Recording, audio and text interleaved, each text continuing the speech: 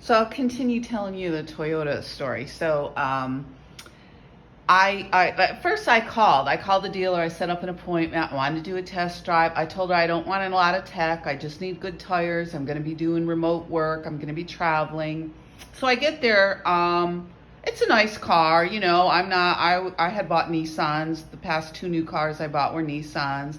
Toyota's very reliable. I heard everybody say how great they were. So I wasn't totally all hyped up about a Toyota. My ex just bought one, so heads up about that one.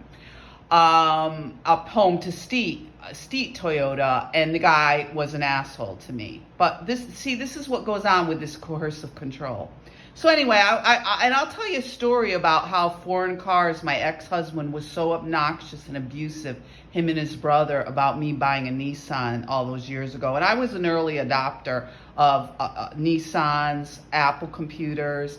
They just ripped me apart. And I'll get into my choices, why. I wasn't anti-American or anything like that. I just needed a small, reliable commuter car. And I just couldn't see what was, with the American car dealerships, what was going on. I mean, for the same price.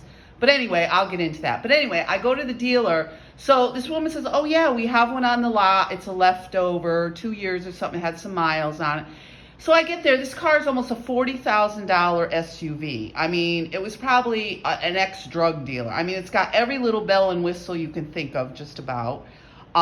We get all done test drive. He goes, oh, that's the vehicle. I'm like, well, yeah, she told me it was about 30. I said, I'm trying to negotiate.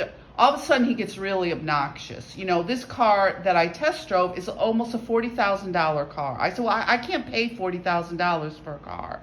I said, I told them that I was homeless. I just needed something reliable, basic. I don't need a lot of tech. I was just worried about having good tires. The guy's obnoxious. I said, well, would you take 32? I figured, I could, kind of scramble, because I got to pay taxes on this 401. He dumped me with the taxes on this 401k money. I mean, can you imagine what a low life you have to be to do this to somebody? Now I have to pay taxes on this money too.